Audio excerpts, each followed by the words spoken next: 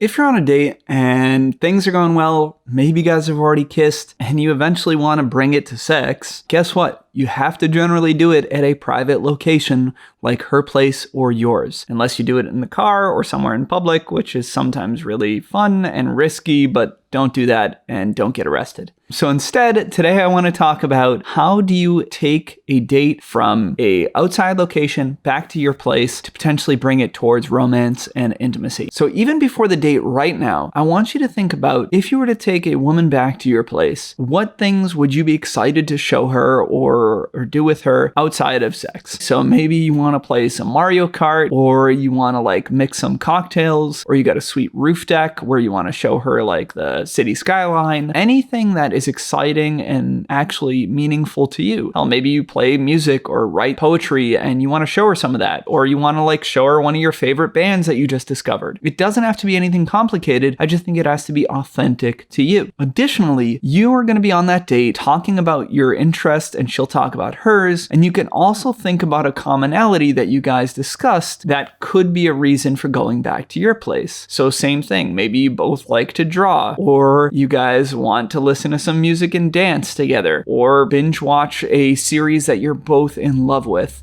that just came out. So first thing is, I want you to either have an idea that you could do beforehand or pay attention on the date for a commonality that you two share. Because when you go to make that invitation towards going back to your place, it helps to have an idea. Not because you're trying to deceive anyone. I think largely women know if I'm dating a guy right now and maybe we even had a kiss and now he's inviting me back up, they know why that's happening. It's just not as fun in the courtship stage if you're like, hey, do you want to go back up to my place and bang? It takes the dance out of it. It takes the mystery out of it. And more importantly, a lot of women still feel sexual shame or like they're going to be judged by their peers if they made themselves too available or too easy. And also to you, they don't want to seem like they're just throwing themselves at you because they've been told that playing a little bit hard to get and not being so available is more attractive to men. So when you say a suggestion of an idea that you guys can do together at your place, like, hey, let's go back up and,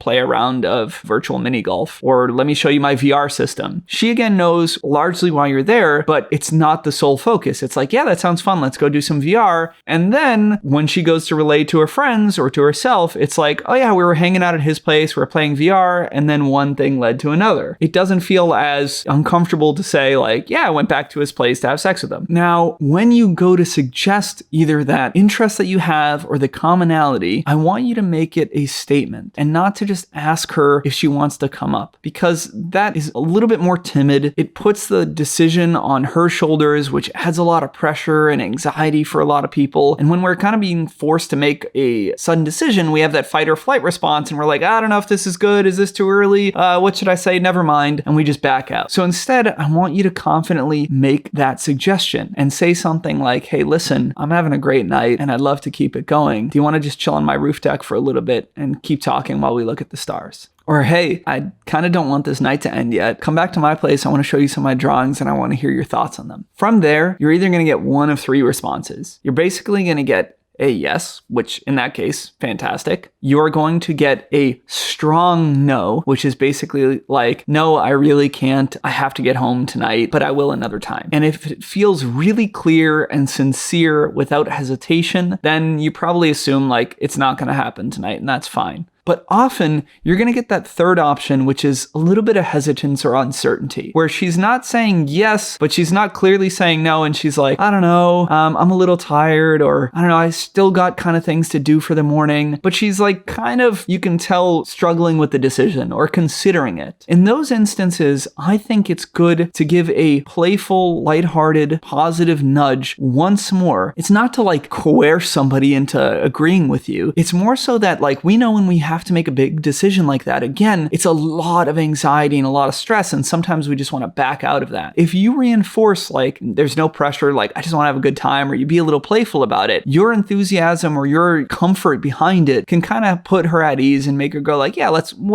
have some fun. It sounds like a good time. So if she's like, I don't know, I got, still some like work to probably get ready for, you can say something like, why stay in this lame ass reality when we can escape to anywhere in the world? Or come on, you know, looking at some manila folders is not going to be as pretty as looking at the stars from my roof deck. Or I promise I'm just going to whip you once in Mario Kart and then I'll take you home. As long as you're showing that I am not taking this too seriously and I'm still feeling playful and excited about it, it kind of relieves a lot of the tension and can make it easier for a woman to feel good about it and say yes. And if she still doesn't and she pushes back and she says, no, I really got to get some work done or I'll be wrecked tomorrow with no sleep, then at that point you accept that gracefully and you tell her, no big deal.